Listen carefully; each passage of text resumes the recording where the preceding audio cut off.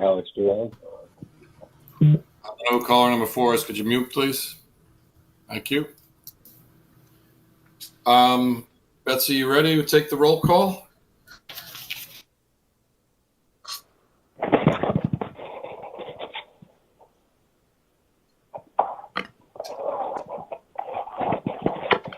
Is Betsy here?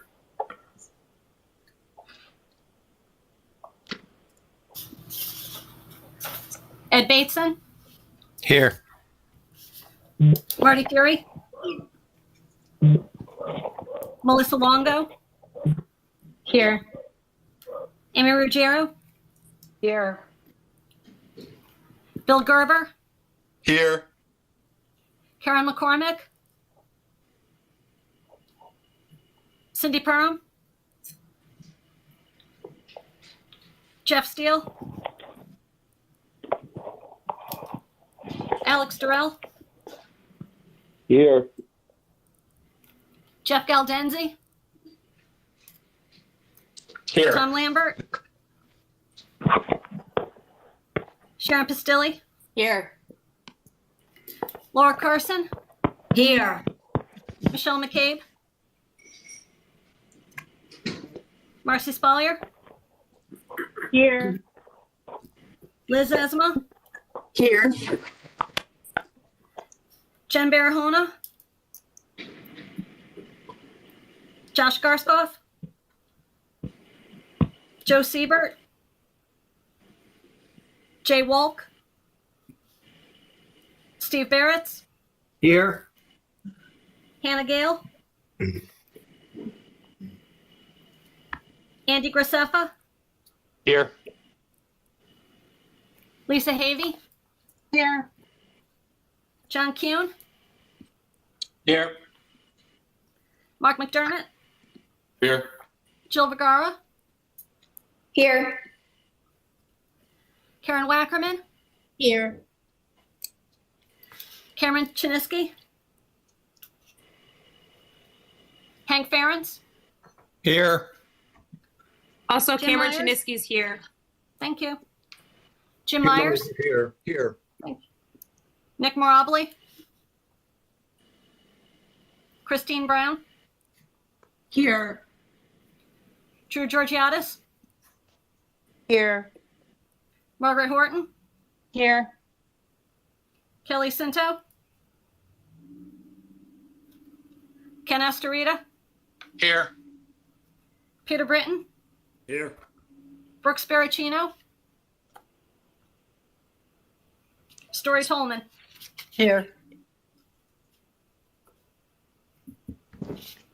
Thank you, Betsy. Let's all please rise for the pledge.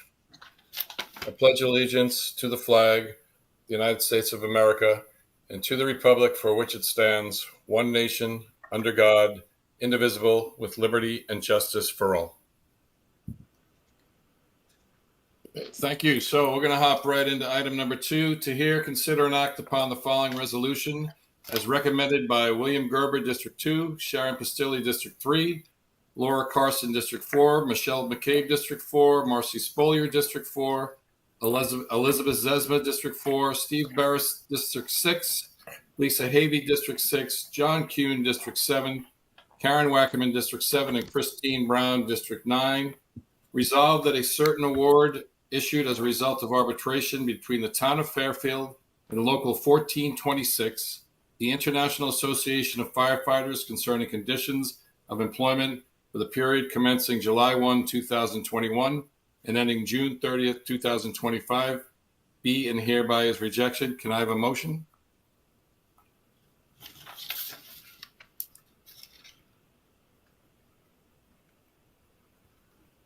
Somebody? Drew Georgiadis motions. Thank you. Seconded by Marcy Spolier. Okay, so how we're going to work tonight?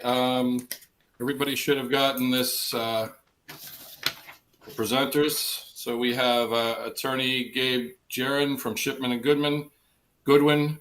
Also, First Selectwoman Brenda Kupchak, HR Director Kathleen Simpson, Joanne Countermonch, Labor Relations Specialist Jared Schmidt, CFO, Frank Magnieri, Budget Director Fire Chief Dennis McCarthy, and Town Attorney Jim Baldwin. That will be followed by questions from the RTM or comments.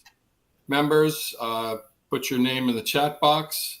After that, I will open it up to the public for 2-minute comments, and from there we will go to the vote. So I'll turn it over to, I don't know who wants to speak, either the administration or the attorney, Gabe Jaron.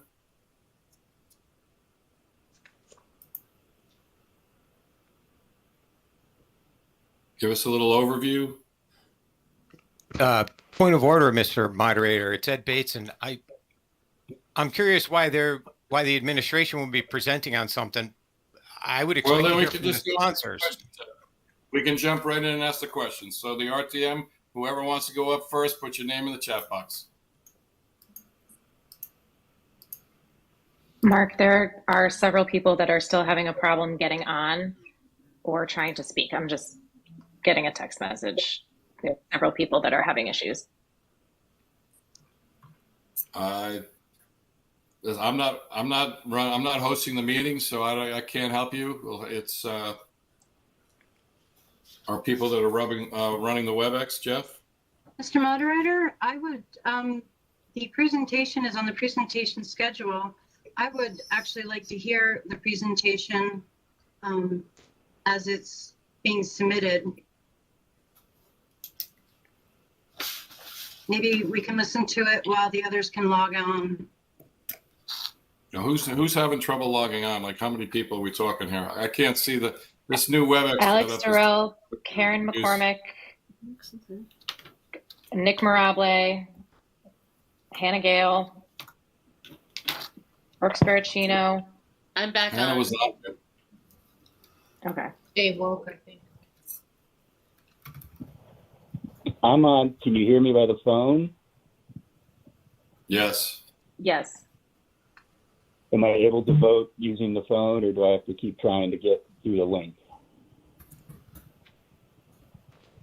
You could vote over the phone, Alex, but if you can get on, please. I appreciate it. Thank you. I'm trying.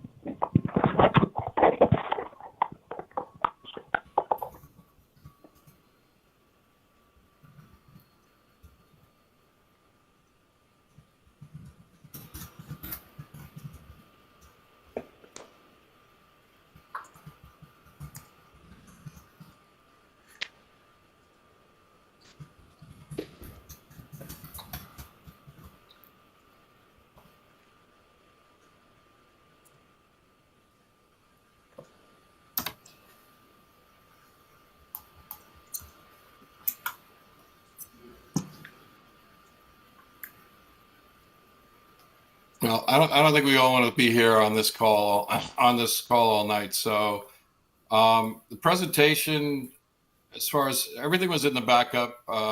So I think if you have questions concerning it, let's get started.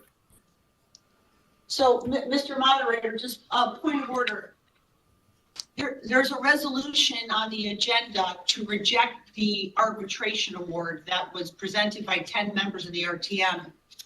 Shouldn't they present first their resolution and then we can respond to that? I presented that in the opening statement there, and I think if they want to ask questions, then we should go to the questions, or whoever wants to ask questions. Mark, it's Ken Astorita from District 10. I'd like to ask a question. Thank you. And if you want to ask a question, thank you, Ken. You can go first. Actually, I see Liz Esma was first, so I'll have you go after her, okay? That's fine. I think actually Ken was before me at 7:11. I was at 7:12. Go ahead, Ken. Okay, up there. I'm sorry. I'm rolling back. You're right. There we It's go. okay. I'm trying to be. That's okay. I Go would ahead, actually, Ken. Go ahead. yeah, I would actually, because it would help me as we're listening to some of the presentations a little bit later on. I'd like to understand what basis on which the group has made the motion to reject. I can do that, Mr. Moderator. Go ahead. So This exercise constitutes one of our core responsibilities as a legislative body. Every contract goes through this process. In other words, to hear, consider, and act upon, and deserves an up or down vote, much less one that expired over 700 days ago without a settlement, and that went through a costly arbitration process before it even came before us.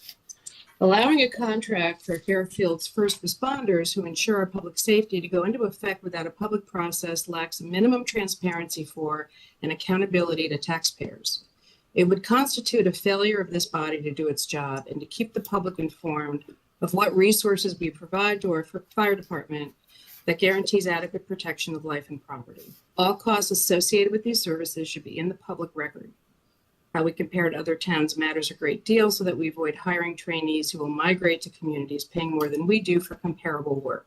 That would not be a fiscally sound approach to providing adequate services. I do want to express my support for the firefighters and my gratitude for their service to the community. So just to clarify that, is the issue with the process or with the contract? Because what I'm hearing is we don't like the process. The issue is I've never in my tenure seen two things. One is a contract that was approved without any public process whatsoever. And another is a contract that went to arbitration before it came to us, which is probably why we are, looking at a statutory situation that's a little different than most contracts that are settled between the town and the bargaining unit. I don't feel personally that the the contract should be settled in total silence by basically by default of doing nothing without any public discussion.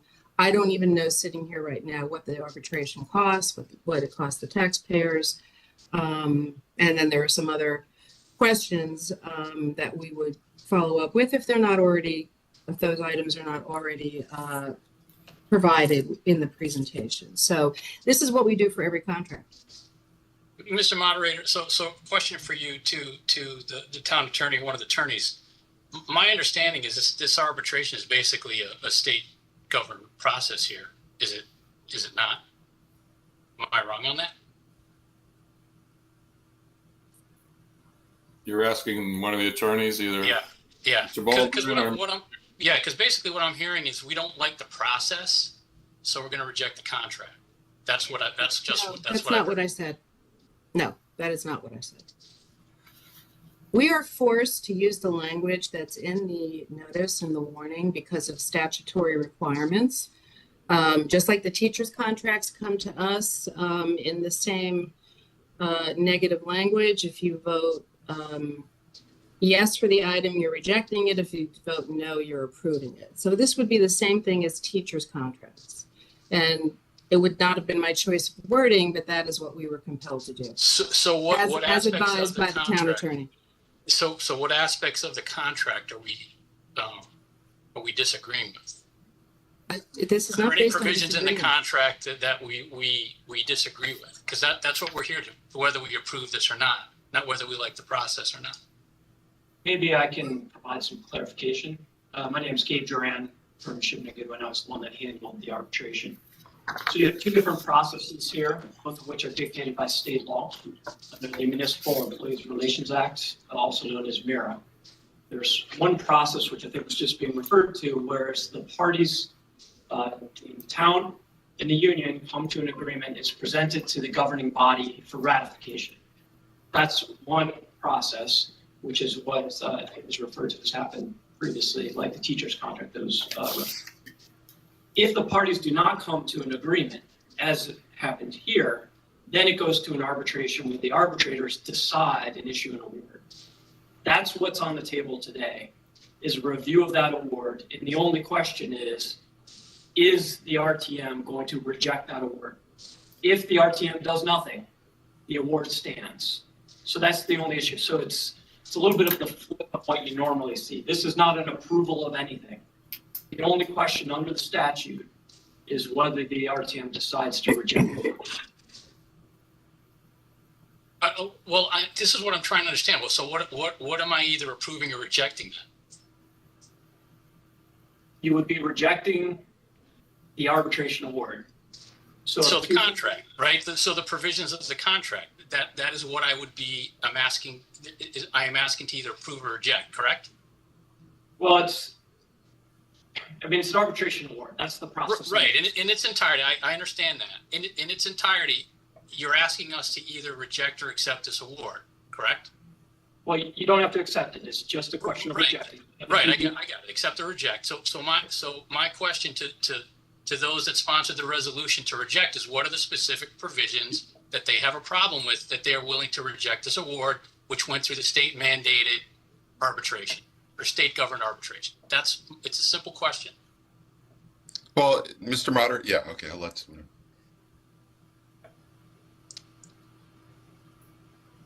Is that question for Representative Zesma? Ken? Representative Estorita?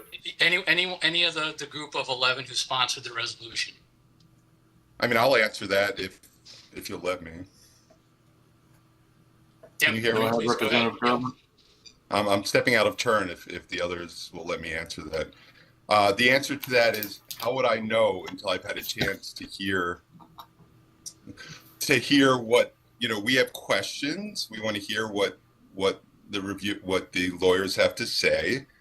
Like we have on other arbitrated contracts, we've heard the lawyers come back.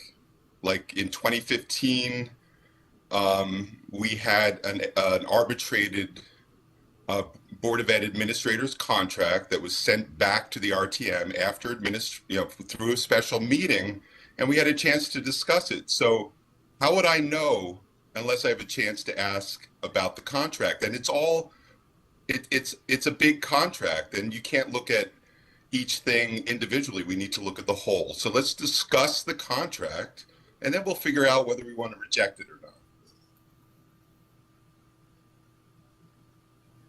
I mean, it's our right to do it, so let's just do it. Let's move on. Okay, Representative Wackerman? I do want to point out, and I apologize if Representative Zesma already said this, but our original petition had a positive request, to consider and act upon the contract, and the town's attorneys told us that it had to be in the reject form. So it's not that we all wanted to reject it or had particular concerns. We just don't know much about it. And it's our job to consider it, like everyone's been saying, and then maybe reject it or do nothing. But if we don't meet, we'll never know. We're not doing our job.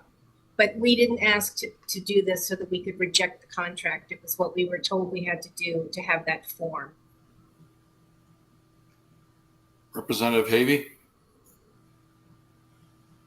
Thank you. I was going to say what Karen just said, that this is not a meeting to reject the contract at all. It's a meeting to discuss the contract. Thank you. Representative Bateson? Ed Bateson, District 1. Can you hear me? Yes. Having just listened to the attorney's overview, I feel more confident that my initial take on this whole situation was correct. I think the sponsors of this resolution are confusing a lot of things. There's no discussion on the contract. First of all, it's an award. There's nothing to discuss. I was sent a memo, and in there was highlighted the outcome of the arbitration. And if I felt that it warranted rejection, or I felt that it was, objectionable to myself, then I would voice that. I'd have no objection to it. That's it. That's where my legislative authority ends. I don't see how discussing the contract or not even the contract, but the points that were discussed or decided is going to change that. So I don't see the point of this exercise. I don't, and I object to it.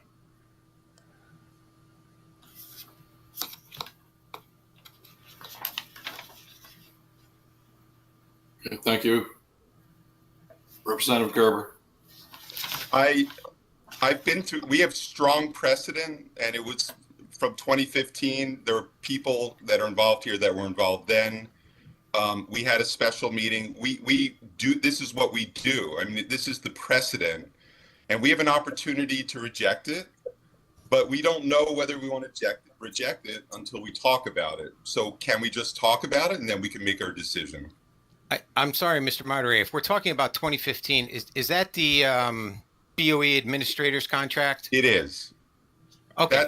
I was there. I remember that one. Now, I understood that process and I agreed with that at that time for the simple fact that I think the RTM rejected it. Doesn't matter. It matters a lot, Bill. No, it doesn't. Because the onus, the onus on rejecting it was on the RTM. And then when it went to arbitration, it is on the RTM now. So let's talk about the contract so we know whether we want to reject it. We may want to reject it. Can we move on, please? You really want to reject this award? I want to hear what people have to say about Mr. Moderator. You really want to object? You really want to object this award? I want to talk Mr. about Moderator, this point of contract so I order. can make up my This is mind. not Can we for move discussion. on, please? Move on to what? Did you read the memo? Let's talk about the award. Read the memo, Bill. Let's talk about All right, guys. We're going to move on to. We have a petition. Move on to Representative McCormick. Thank you. Good evening. I do have a question, whether or not, and I don't know who this would be posed to. Is the town attorney on the call? Yes. Yes. Is it permissible under the town charter for a motion to be made or some kind of proposal to be put forward, not in good faith? Because in my opinion, if there's somebody who's seeking to reject something and on its face, they are literally admitting that they don't have the information to push forward what it is that they're intending to do.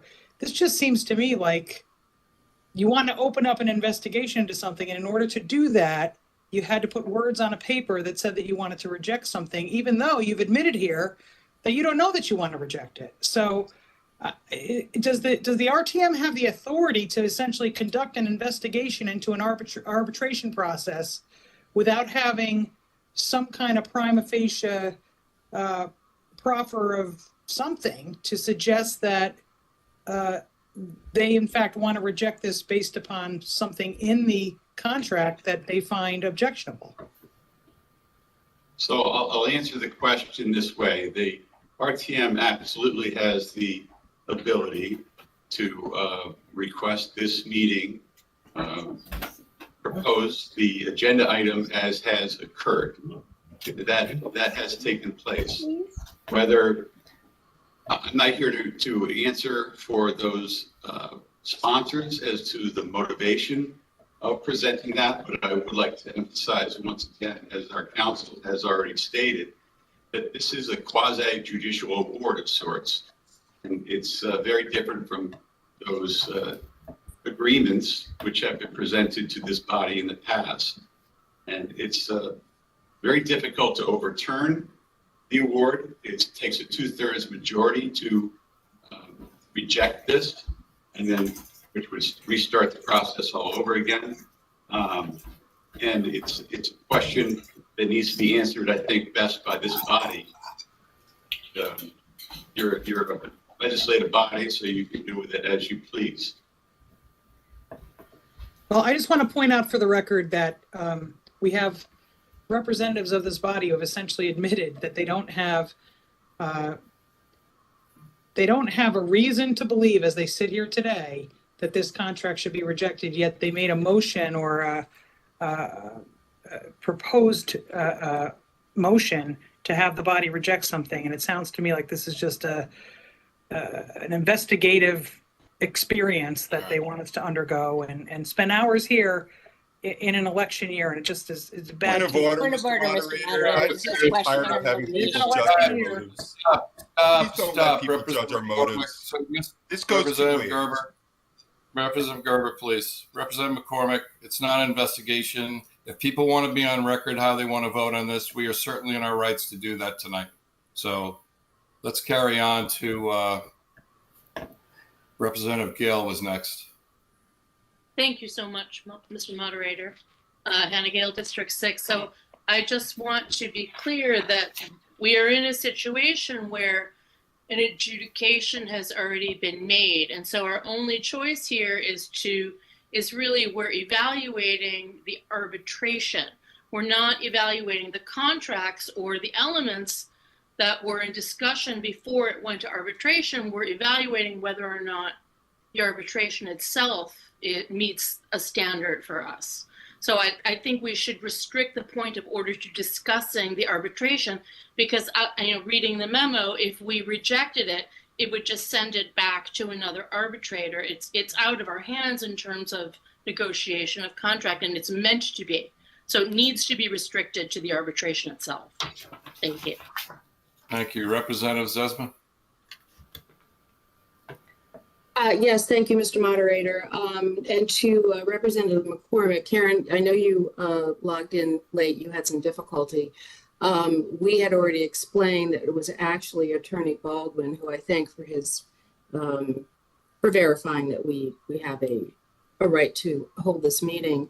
But we were told, due to statutory language, that we must present the question in that form. It was not our intent, and therefore we have been guided accordingly by the town attorney. If I may, Mr. Moderator, the reason I made the change to the language is because as it was written, it gave the impression that this was like other collective bargaining agreements that have been reviewed by this body. It is not. It's very, very different, and it can only be rejected. It was considered, I think the wording was, the agreement reached by way of arbitration. And this was not an agreement. This was an award. This was a decision made by a third-party panel of arbiters. So it is very different. And that's why I didn't want the body, the RTM, to be misled into believing that this was like other contracts that it reviews. Thank you. I appreciate that. And, obviously this is considered very controversial by some. I consider it due diligence, and the public has a right to hear what is presented, whether it's arbitration or a standard award, the differences between this contract and the one it's replacing. And we do have other questions, and I believe, Mr. Moderator, that we should be able to get on with the presentation. Representative Spolier. Hi, Representative Spolier, District 4. I am the questions of why I called this meeting. For me, one of the important things about having contracts or final contracts on the table is to discuss what changes is this going to impact our budget. I don't want to come to the table at budget season and be blindsided by why we have this increase in this department or not. And I think it gives us a better understanding of why. So the only reason we wrote it to reject it was because we had to get it on the table to discuss. And I think it's important for us to discuss the budget implications to the contract, how it's going to affect us in the budget. And I also think it's important for the public to have this on record so that we don't go down the line and wonder what happened. So it's just a part of the transparency. So my question is through you, Mr. Moderator, I think it probably would be, I'm not sure who it would be, but what budget implications does the overall finalized arbitrated contract have on our budget compared to the prior contract? And if someone could review that, because that would be in a normal, when a contract is on our agenda, we normally have a presentation that covers that. So I would appreciate that information being provided at this point. Thank you.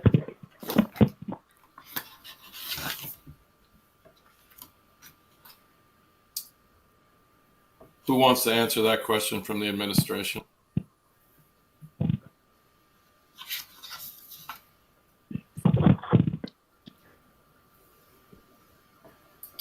Hello, Mr. Moderator. Hello, Frank. it going? So if the question, I'll just keep it really high level unless there are any other questions. But for the budgets, for this year's budget, we included a contingency what we assumed would be awarded in the town's last best offer. And for reference, the Board of Finance did vote to increase our contingency amount in the FY24 budget process to fund retroactively the town's last best offer. The only thing that wasn't included was the small amount for longevity, which is only about 17,100. So the short and simple answer is for for retroactively the years that this arbitration award covers, the budget funds it. That would be the answer to it. Are you able to tell us what the cost, I'm sorry, Mr. Moderator, follow-up question. Go ahead. Are you able to tell us the cost of the follow-up years to the contract? Because usually when we get a budget presented to us, like they'll tell us like even next budget. Are we supposed to be cycle, discussing a budget, or are we supposed to be discussing what? Representative I'm Longo, totally confused as to how you we do got not have there. the floor. You do not have the floor. Go ahead. Let her finish her line of questioning. This contract, which we're voting on, affects our budget. So I would like to hear how this contract that we're voting on, this arbitrated contract as is, affects our budget, because that may impact my vote. So Thank you. I believe that a cost document was included in some of the backup that was sent, and that's where all of the numbers for FY25 are, which would be, I believe, the last year that this arbitration award covers. I believe the arbitration award included the addition of 4 new firefighters, so obviously those will be 4 additions in the FY25 budget, so that would be something that would come up in the following budget season. And then all of the cost out information for the contract for FY25 is in that cost information document that I believe was provided to the RTM.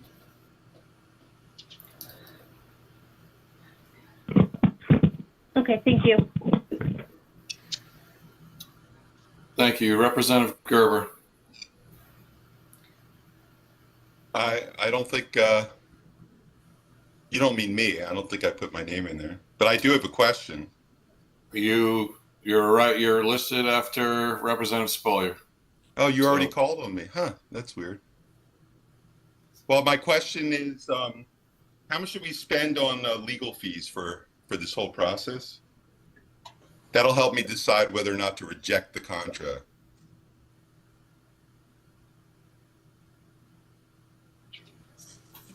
I'm sorry, point of order. That has nothing to do with what is going on. We are supposed to be looking at the arbitration, period. Yeah. No, I would like to know. Arbitration costs money. It's a pertinent question. Go ahead, Mr. Gerber. I'm sorry, what? Yeah, my question is, in looking at the costs of this contract, I think I need to figure in the costs of legal fees. Can we get an answer on that?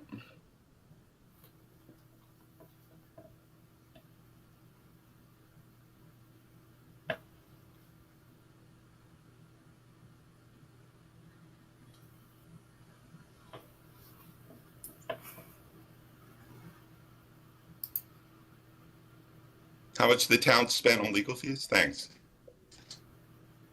Yeah, good evening. Jared Schmidt, CFO for the town. The total cost of any expenses related to the arbitration and preceding negotiation, the total amount was $251,000. I'm sorry, could you say that again, Jared? The total amount was $251,000. Okay, thank you. Thank you.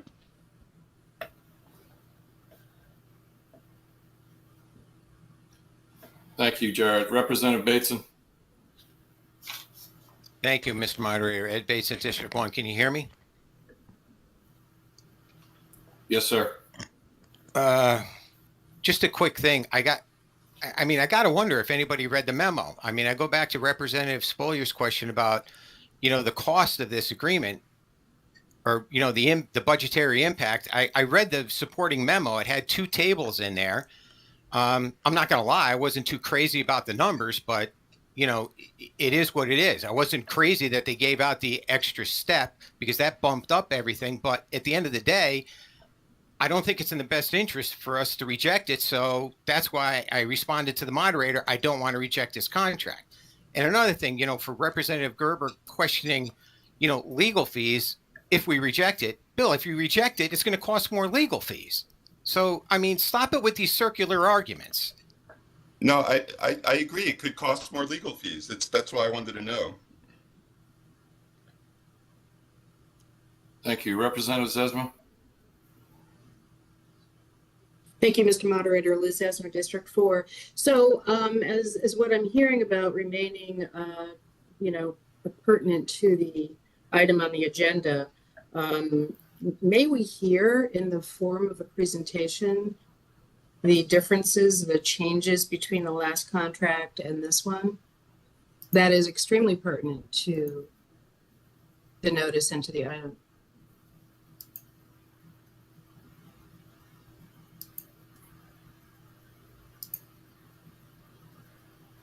Does anybody on the administration want to address that?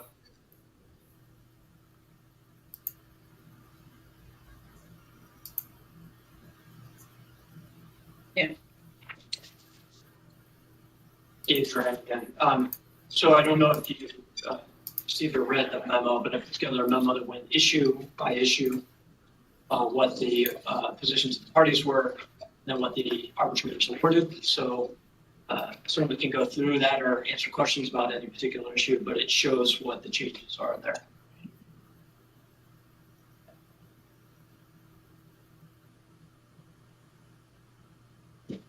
Representative Zesma, it's your question. Sorry, technical difficulties. So we can take just a couple of isolated items then. The difference between the increases, we'll take just salary as an item in the last contract to this one. What are the changes? From the last contract, last contract had a different duration. So are you asking what the prior contract had in prior years for wage increases? Yes. I do not have that in front of me, but certainly I'm sure we have this in place in here. So you're saying the duration of this contract, which is 3 years? 4. This award, 4 and years. the previous was for 4 years.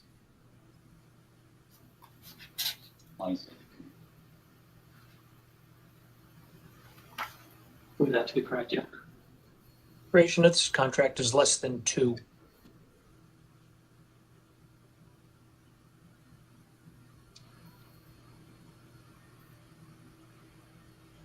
Thank you, Mr. Moderator. I'm sorry, go ahead.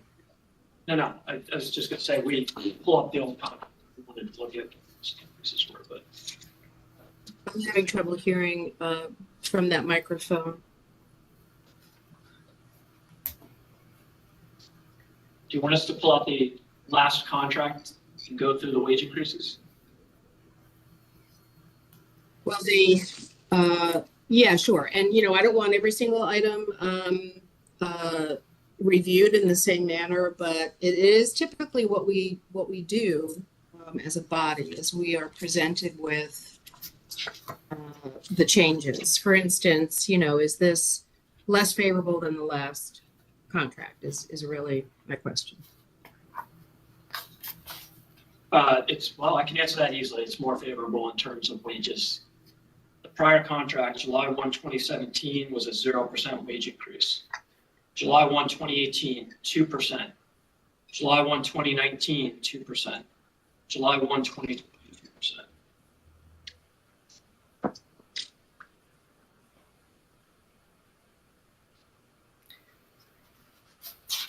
You're muted, Liz. Sorry, my computer's got a mind of its own. I didn't hear the last one. I'm sorry. 2%. So 0222. Correct. Thank you. Thank you. Representative Bateson.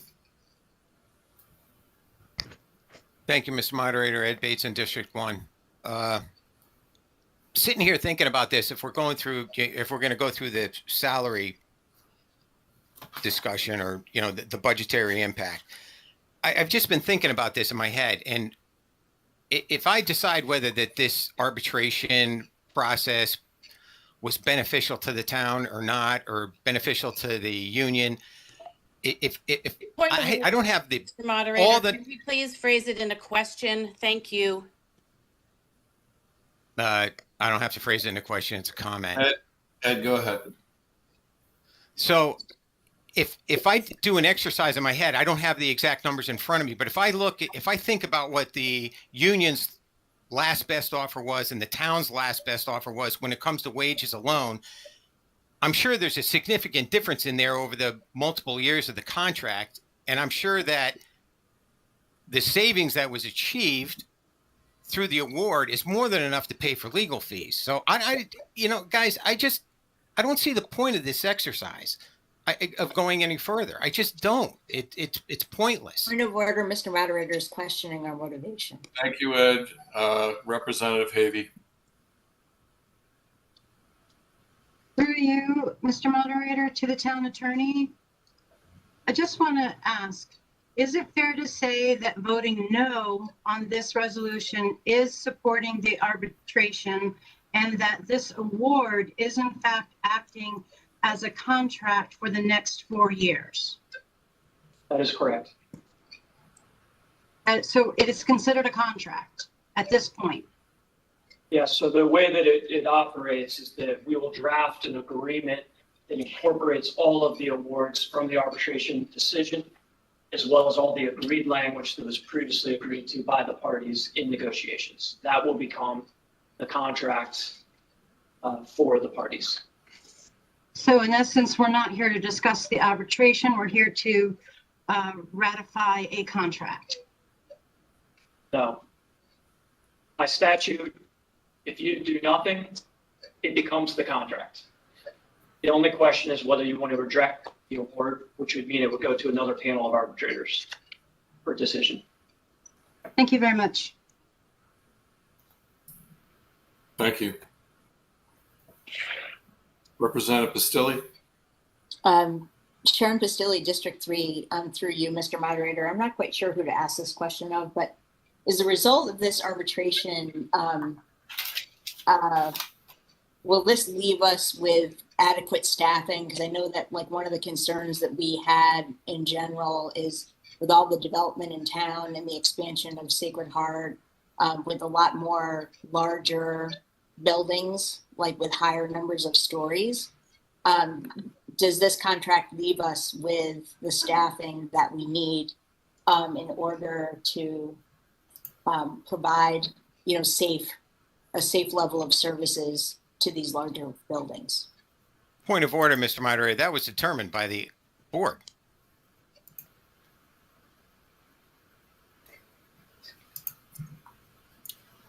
The arbitration board.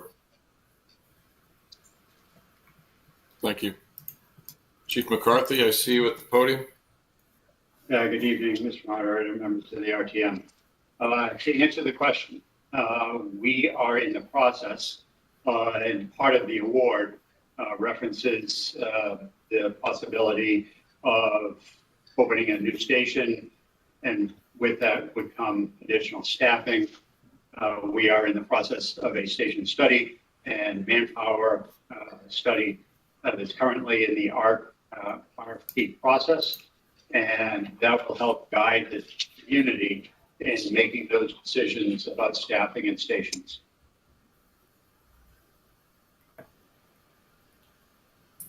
Thank you. Thank you. Thank you, Chief. Thank you.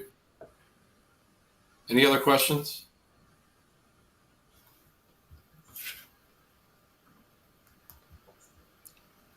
Representative Georgiadis?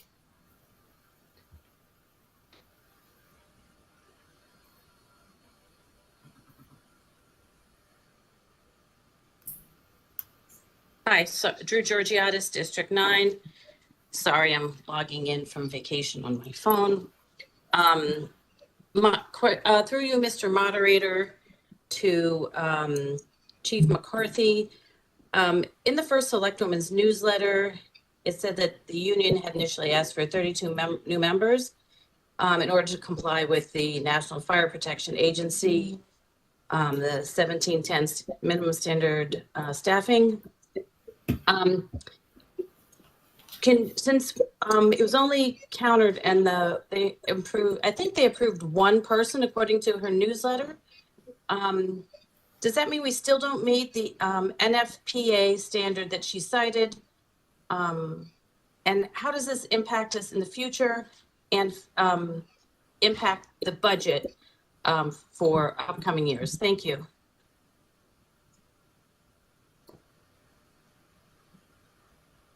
McCarthy.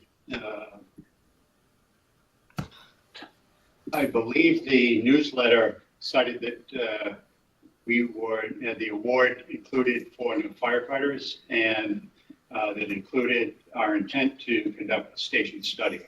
And that is the path that we are on to address those issues. A follow-up, so you're going to conduct a study. I think it's been on the radar for a while that we were understaffed. So a study, do you have a timeline for that study? Are you giving yourself 6 months? Or are you giving yourself 3 years the length of the contract? Will you staff up before then? Because if you staff up prior to the next contract, it will impact our budget greatly, I think. Thank you. So let me just frame it this way. The first Selectwoman and I have taken the position that it is important to address staffing in the fire department as well as station locations. The two accomplish 2 very different things. Station locations address response time. Staffing, as it's in the arbitration award, increases personnel at each of the stations. So we need to balance those 2 issues so that the Board of Selectmen, the Board of Finance, the RTM can have a full appreciation of the cost implications of any changes in the structure of the Fairfield Fire Department that will have long-lasting financial impact. And we want to do a comprehensive study so that we can present credibly to all of those boards' decisions related to the expansion of the department to meet the growing community. So that is the process that we will take. And as I said earlier, we are currently interviewing, or in the RFP process. We have interviews with the 3 firms, and our intent is to have that process completed in 6 months. 6 months. So Right. you will have a comprehensive plan in 6 months? And how did the arbitration panel rule on that? Did they rule positively that you should hire more firefighters? The town's last best offer included 4 new firefighters to be stationed at the Greenfield Hill Fire Station on Congress Street, with the provision that if the town elects to open a 6th fire station, that we would retain the right to move those firefighters to the new location and hire additional staff to complete the complement of firefighters serving out of that location. So in 6 months from today, August, whatever, sometime February, March, right prior to budget season, we will have a comprehensive plan from you? That is the plan, yes. Thank you very much. Thank you. Thank you. Representative Carson? I wrote in the chat that Representative Georgiadis had just asked my question. So thank you anyway. Well, thank you.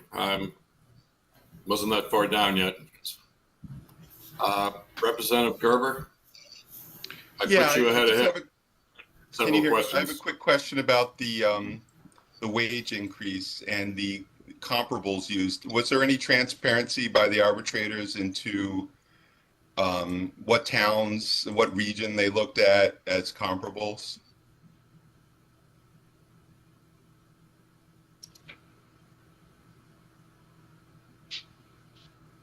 So the parties both presented comparison wage information in the arbitration. It did not completely line up.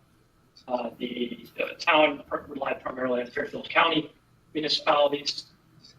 Union chose different municipalities based on likeness to Fairfield, regardless of the region. And the arbitrators considered all of that information and specifically found in the award that the wage increases were in line with the market, so to speak, within the state. Okay, so the wage increases that were the last best offer lined up with other town departments and with Fairfield County, right? Yeah, that's the arbitrators of the award referenced two things in awarding the wage issues to the town. One was the internal comparison to other town units, most specifically the police union, and then also to other market information presented by the parties across the state. It did not specify which specific municipalities that they relied upon.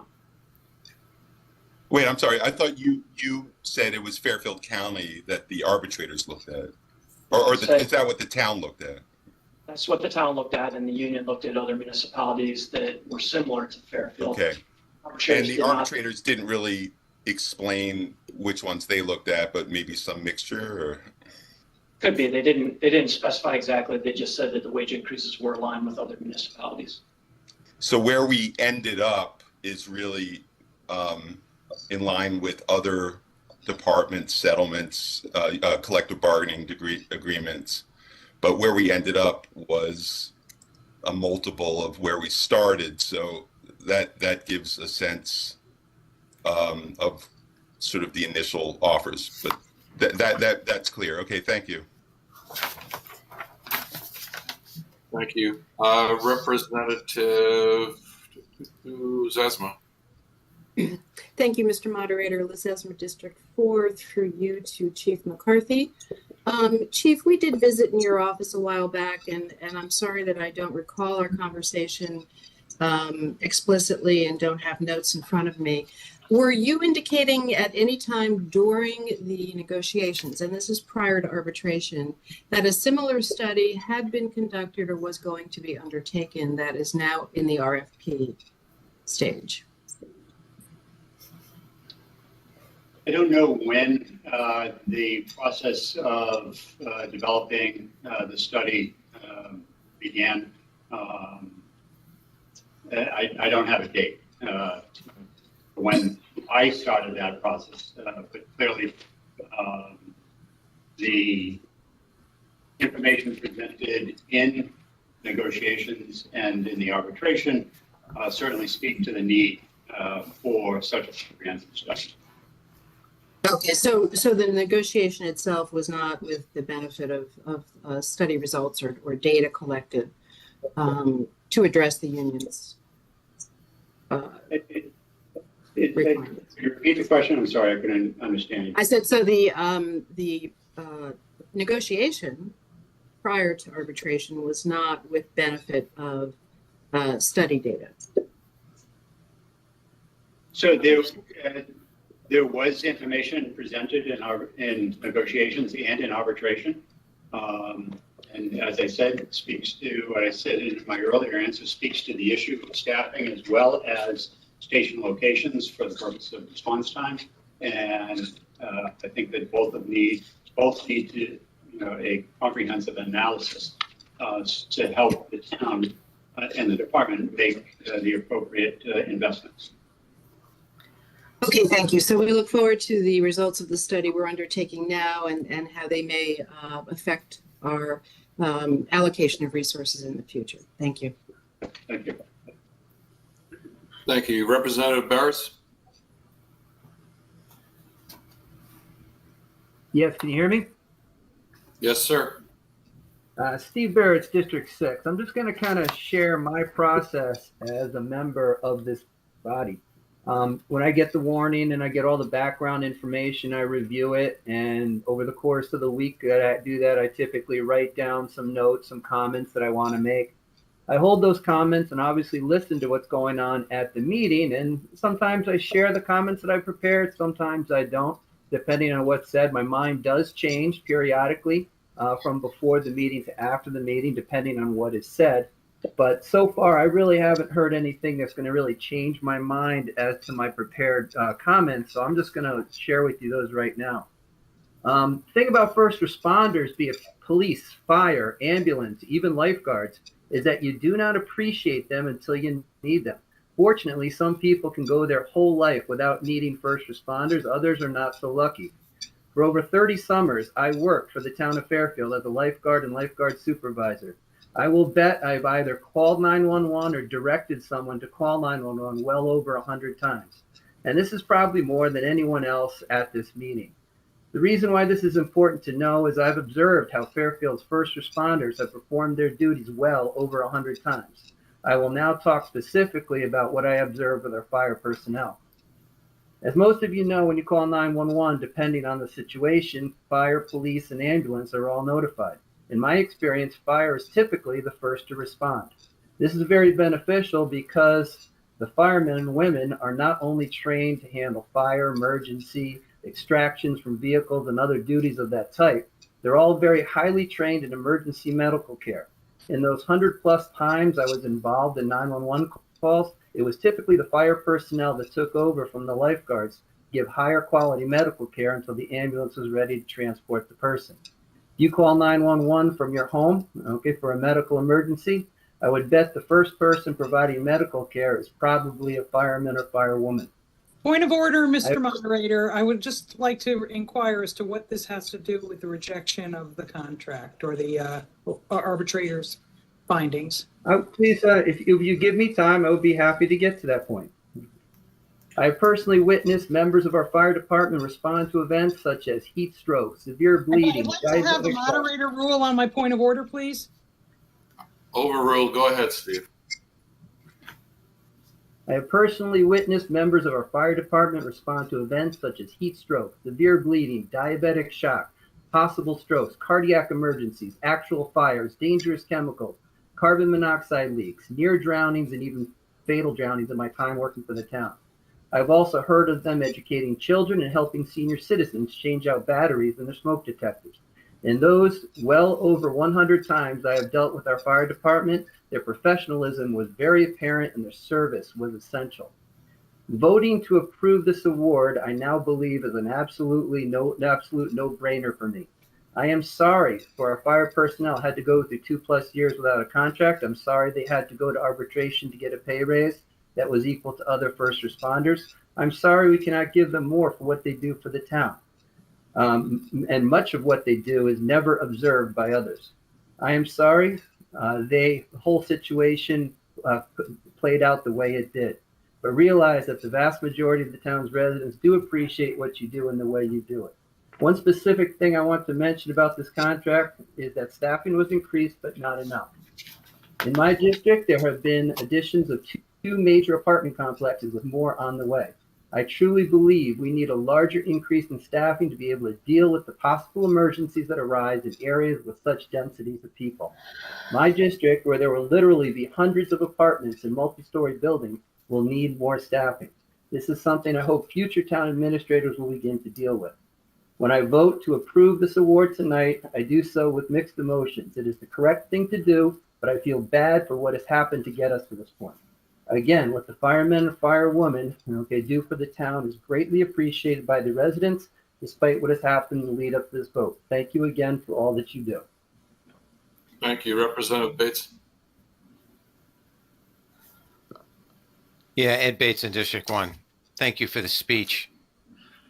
I just got to wonder, though. I mean, you mentioned in there you're voting to approve. We're not voting to approve. I mean, come on. Can we put this to rest and move to public comment, please? Representative Mirabile. Sorry, I got your last name wrong. Yeah, no problem. Nick Morali, District 8. I'm rather new, so yeah. No problem. Pronounced Mirabile. I was just going to say the same thing. I mean, that Ed said, I think it's been clearly stated. We're not here to vote to approve. It's been clearly stated that this contract has been awarded. I'm listening to everybody for an hour here, and I'm looking for something to grasp onto that would make me or anybody here reject this contract. And in over an hour, I haven't heard one person say one thing that they disagree with in this contract. So unless somebody can come up with something in this contract that they specifically disagree with that we want to discuss, I don't understand how we can be going around circles, circling around for an hour to discuss this without anybody bringing something that they have a concern with in this contract that has been awarded. That's all. Thank you. Thank you, Nick, and welcome. And don't worry, you'll have many, many more hours to go. So not tonight. Not tonight, hopefully. Representative Pistilli. Sharon Pistilli, District 3. I just wanted to thank those who answered our questions this evening and took the time to give us the valuable information that we needed before making this vote. Thank you. Thank you. I'd like to move to public comment now. You'll have 2 minutes. I need you to put your names in the chat box.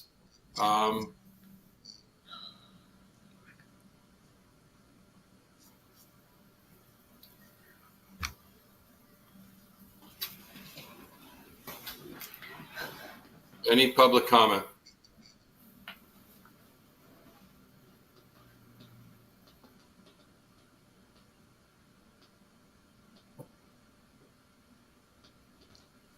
Justin Crawford. Hi, good evening. Thank you for the chance to speak. My name is Justin Crawford. I'm a resident of Fairfield, a firefighter with the Fairfield Fire Department, and a trustee for Fairfield Firefighters Local 1426. I'd just like to speak briefly about kind of how this all went down. 4 years ago, when the administration was newly elected on promises of accountability and transparency, I was very excited for the future. I was excited to open up a new partnership and move the town and fire department forward. Obviously, as we all know, not long after, COVID-19 arrived, and we all can remember the fear and uncertainty of the days of that, the early parts of that pandemic. We were told by the administration of the fire department that 1 out of 3 of us would die. And every single one of my members, myself included, kept coming to work because that was the oath that we took to the citizens of this town. As COVID came to an end, it came time for us to negotiate a contract. After many contracts where our local did the right thing and reached a handout and made concessions at the town in tough times, which led to us lagging behind in wages to comparable fire departments, I expected a fair and honest negotiation in light of our performance. Mr. Moderator, point of order, and I want to show respect for the firefighter for coming out tonight, but with all due respect, what's before this body is a rejection of the contract. And I don't believe that it's proper to have public comment discuss the process, what led us here. What's really before the body tonight is whether or not this contract should be rejected. So if the firefighter is going to discuss his personal opinion as to whether or not he believes this contract should be rejected by this body, that's where his comments need to be directed. And anything beyond that, other than some introductory comments, I think are completely inappropriate and not permitted under our rules. Thank you, Representative McCormick. Whoever is going to comment for the public, and Justin, we need your address. 69 First Street, Fairfield. Sorry. We need to keep this to, I think everybody knows what how long this has gone on and what's happened if they've been paying attention. Let's please stick to whether we should be rejecting this contract or not rejecting this contract. Very well. Thank you. I think you should vote in favor of the contract, but it leaves you far understaffed in the appropriate amount of fire protection you deserve and didn't go far enough to make up the difference compared to us and other departments. Thank you. Appreciate it. Thank you. Representative Tuttle? Not yet. 1375 South Pine Creek, President, Local 1426. I had statements to make too, but clearly nobody's interested in what I have to say. So I'm going to tell you that you should seriously consider this contract and whether you should vote for it or against it. It still leaves you severely underprotected. We do not meet any minimum standards for NFPA 1710.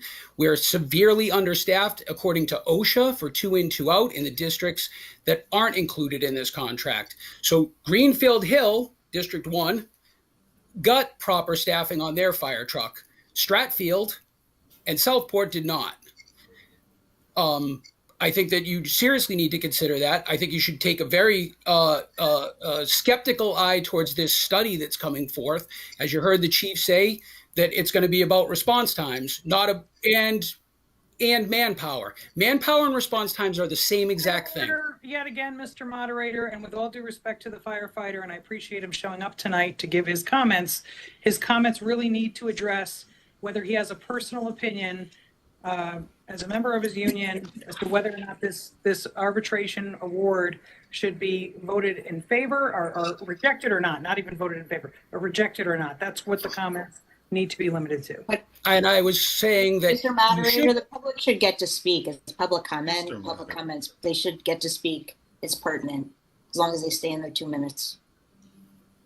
They can't speak on any topic they want to speak on. They have to speak on the topic germane to what's before the body. Correct, and it's pertinent. I mean, these are our people from the public who want to speak pertinent to the contract. It's not pertinent to the contract. It's pertinent to the issue before the body, not just anything before about the contract can be discussed. So far, everything Anything. that's included in the contract. Okay, let's go ahead. Bill Tuttle. I'm not surprised by this. This is how we've been treated all along throughout this process. But yes, you should seriously consider this contract and rejecting it, because it still doesn't give you the proper fire protection that this town and the citizens of it deserve, as well as my firefighters. Thank you. Thank you, Bill. Mark Smuda, need your address. Good evening, everybody. Mark Smuda, 101 Candlewood Road. I just want to echo Bill. I'm not surprised that we're also being treated poorly through the RTM. I think you guys should reject this contract. It leaves us understaffed. It leaves us unsafe. We have hurt someone and sent someone to the hospital at the last 2 to 3 fires that we've had. We've lost a civilian in a structure fire within this administration's tenure. And the increase in building, the increase in fire load, these 5-6-story wood frame buildings, I'm not expecting anyone of the public to understand the dangers of that. We are the professionals telling you that it's dangerous and we're being ignored. I strongly suggest that you reject this contract as it's still unsafe. Thank you. Thank you, Mark. Tom Pond, address? Hi, Tom Pond, 1404 Stratfield Road. I also strongly suggest rejecting this contract for a few reasons. One, it did not increase the manpower in the fire marshal's office. With the increase in construction at Fairfield University, Sacred Heart University, all of the lumberyard apartment buildings being built, the fire marshal staff is severely understaffed. We have asked for personnel in that office every year. We got one last year. That happened to be my position, and we are still severely understaffed. By Connecticut statute, we have to inspect buildings. We don't have the personnel to do it. So I suggest rejecting this contract, getting additional personnel put into the fire marshal's office so that we can handle our statutory obligations and keep this town safe before fires start, as well as having the right number of manpower when that happens. As far as wages are concerned, I think you should reject that as well. For the last 8 years, we have been severely underpaid. We've taken zeros in contracts for the last one. And to correct everybody, this contract that you are now looking at is only good for another 23 months, and we're going to be doing this all over again. Over 2 years of this contract has already expired and is being done retroactively. I suggest you reject this contract, have the town sit down and negotiate with us a fair 4-year contract from this point forward, so we're not having the same fight. Less than a year from now, we're going to have to be starting to renegotiate it as we have in the past. So I highly suggest the RTM get serious about what they're doing and reject this contract and tell the town they need to come and negotiate with us correctly. That's how I feel about it. Thank you. Thank you, Tom. Caitlin Clarkson Pereira, address? 1375 South Pine Creek Road. Thank you so much for giving me the opportunity to speak, Mr. Moderator. I'm not going to sit here and tell you which way you should vote, whether in favor or against this, but I do want to share a quick anecdote before someone cuts me off. On July 1st of 2023, I went to my first structure fire as a firefighter here in Fairfield, where I was surrounded by not only every single member that we had working on the fire ground, that would be 23 of us, but 2 others who were at shift change, who were smart enough and cared enough about their brothers and sisters to come to the fire scene to help us as well. I ended up working on the 3rd floor of this fire scene for majority of the time with members from Westport Fire and from Bridgeport Fire. And more than 3 hours after we arrived to the fire scene, I ended up in the back of an ambulance. I don't even remember getting in the back of the ambulance. And I was sent to the hospital, and I'm one of the 2 firefighters out of the last, what I would consider 3 big fires that we had in the town of Fairfield, to have to go to the hospital because we were required to do the work of more than is safe for us, and more importantly, safe for our community members. This is absolutely unacceptable. And the fact that we have members here being told that they're not allowed to speak about this when we work at least 24-hour shifts, some of us work up to 48-hour shifts, we sleep at the firehouse, right? We respond to calls 24/7, just as Firefighter Crawford was saying, never batting an eyelash in the middle of a pandemic or weather systems or whatever might be happening in this crazy world. We still show up when you need us, and we do it because we love it and we care about the people who are here. And the fact that we cannot be given 2 minutes to speak is so unacceptable and disrespectful. So I share my story here because I don't want you just to think about it as numbers. It's not about 100 people on staff in Fairfield. It's not about 32. It's not about 4. It's not about 3 on a truck or 4 on a truck or 2 on or 2 out or 1710. It's about me. It's about Justin. It's about Tom. It's about Bill. It's about Mark. It's about all of us. And if you're not going to be interested in hearing what we have to say as members of this community and members of the fire department, then what are you doing here as elected officials? You don't have to be here. Nobody made you be here. You say over and over it's a volunteer position, and we appreciate that time. Point of order, But Mr. Moderator. we ask for you to return that respect. Mr. Moderator. Thank you so much. Point of order. Thank you, Caitlin. Point of Any order. comment? The issue before this. Any other public? You don't have the floor, Karen. Any other public comment? Let the public speak. They can speak, but they have to speak on the issue before. You don't have the floor. Let's go. Any other public comment? You can't allow it.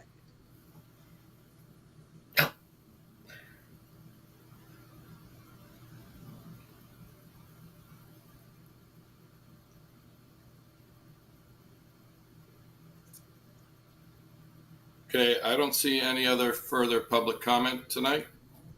So we're going to take this to the vote. We have the motion on the table. I'll just read the resolution one more time. Resolved that a certain board. Mr. Moderator? Yes. Can I just say a few words? And I think that it's important for Attorney Duran to. I just called for the vote, Brenda. But I'm also an ex officio member of this body. No, I called for the vote. I wish you had spoken earlier. Go ahead. Okay, so I just want to be clear that I think there is a misconception of sorts, maybe with the body and also with members of the fire department, that the town was not willing to negotiate with the union. So just to be very clear, and I shared this with the Board of Selectmen back, I believe in March, giving them an update about the process, how it started off as any negotiation does with any union. Each side comes in with an initial offer, and then it goes from there. Now, as the leader of the town, I'm not typically involved in those because there are so many unions and attorneys typically work on that. But before there was really even a beginning, the union filed for arbitration, and I had the president of the union into my office with the chief and asked him why he filed for arbitration and instead of coming to speak to me so that we could have a discussion first. So I offered mediation many times, even after the arbitration had been filed, so we could sit down and have discussions together. And I was denied that opportunity by the union president. So Again, I respect the fire department. I respect the police department. I respect every single employee that works for the town of Fairfield. Every single one of them. And we were able to negotiate amicably every other union contract except for the fire departments. Now, right up at in May, we had an Point of order, Mr. Moderator. This is a process issue. Can we please move to the vote? You called for the vote. Thank you, Madam First Selectman, for your comment. Representative, I am an ex officio member of this body, and That I does not mean that you can talk during the public comment. You had your opportunity. And I have the right. And then we went to public comment, and now we're going to the vote. So thank you very much for your comment. Please let us go for the vote. Thank you. And I will finish my statement. Mr. Moderator, point of order. I'd like to call the question, please. Mr. Moderator, I thought we were concerned about transparency, so shouldn't we hear from the first selectwoman? Well, we've had points of order called all night for other people, talking about the process. And now, with all due respect, First Selectwoman Kupchik's talking about the process, and nobody's calling a point of order. So let's not be hypocritical here. So I'll let her finish. Mr. Moderator, I am not a member of the public. I am an ex officio member of this body. I didn't say you were a member of the public. And you allowed other RTM members to make statements, but you're okay. I did, but go ahead. So all I want to say, again, is that I would have been more than happy to sit in mediation with the fire union. And in May, we met with the union leadership, their attorney, the arbitration attorney on behalf of the town, and the HR director and the fire chief. And we offered the exact offer we offered in the final offer. And that was not acceptable. So I tried very hard, and as a matter of fact, an inspector was included in the fire's final offer, but in their offer prior to that, but then they took it off the table. I think that this was a fair offer. We wanted to work with the union. I think that the final offer was a good offer for the fire department and for the town. I don't understand the animosity. I honestly and truly do not. Staffing is usually worked on in the budget season. Most of you have been on the RTM for some time, and you do understand that the town leader, whoever it is, has been for over the last 20 years, has made those decisions during the budget process. I added an inspector to the budget, and it passed. We added a full-time person in the fire training school. That was done during the budget process. None of the other unions asked for staffing during their contracts. It's actually, we look back on it, it's kind of an unusual situation. You do it during budget season. You look at the staff, see what all the other departments need, and you try to get to that point.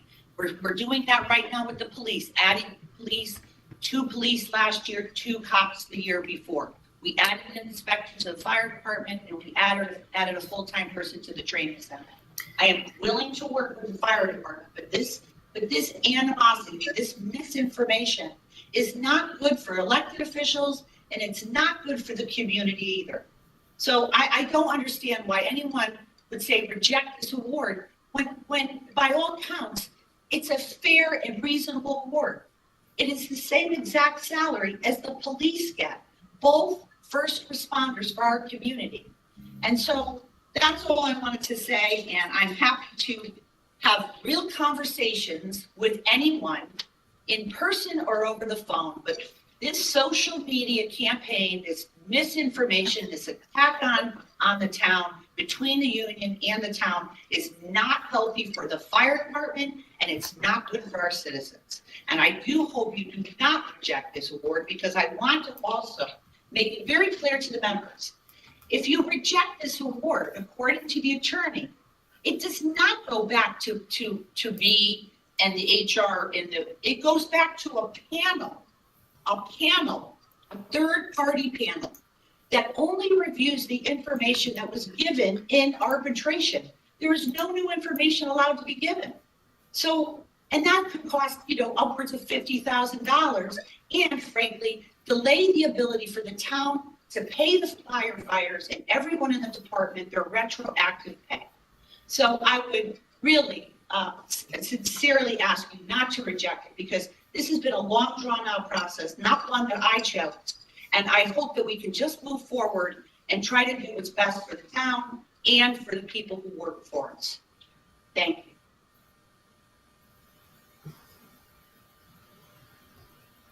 Thank you, Mr. Martin.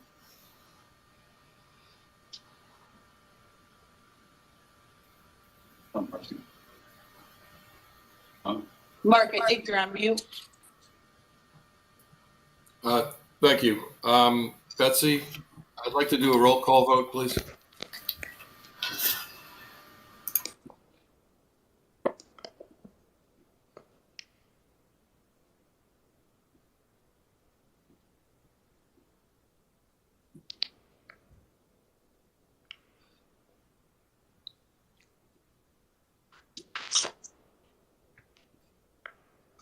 Mr. Moderator, Representative Spoyer had a comment. It's no longer there's no longer any comments. Mr. Moderator, should we remind the body about the question and the yes/no vote? It's always confusing. Good. So this is a rejection. So a yes vote means you reject it. A no vote means it's not rejected. So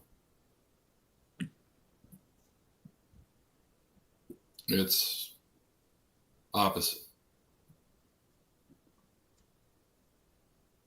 Betsy, you with us?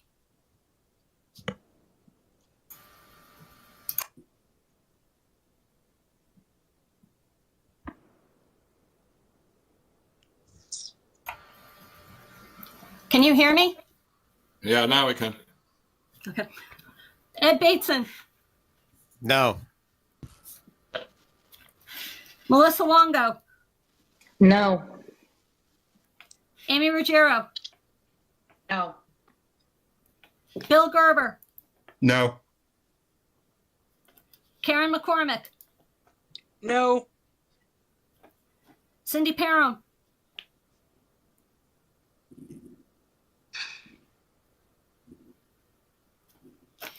Alex Durrell, No.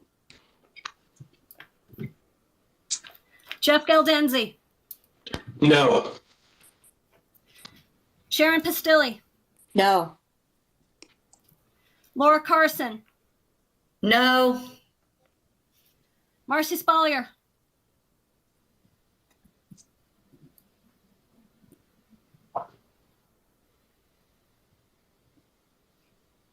Liz Esma, No. Jay Wolk, No. Steve Barretts, No. Hannah Gale, No. Andy Graceffa, No. Lisa Havey, No. John Kuhn, No. Mark McDermott, No. Jill Vergara, No. Karen Wackerman, No.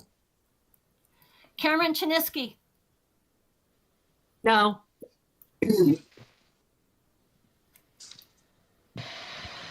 Hank Ferentz,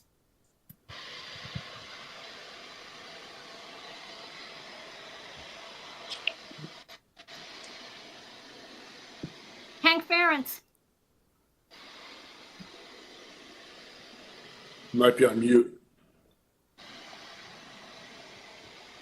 Jim Myers, No. Nick Marabli, No. Christine Brown, No. Drew Georgiadis, No. Margaret Horton, No. Kelly Cinto,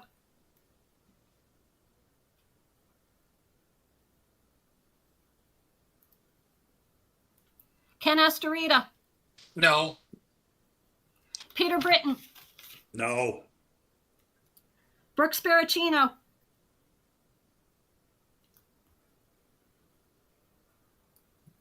Story Tolman, No. Betsy, did you get Hank? He had chimed in no. yep. Cindy Perrin was a no also.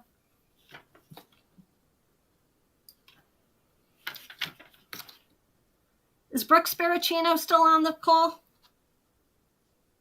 I think she had to drop off. She dropped off, but she voted no. I don't think you can do that, but.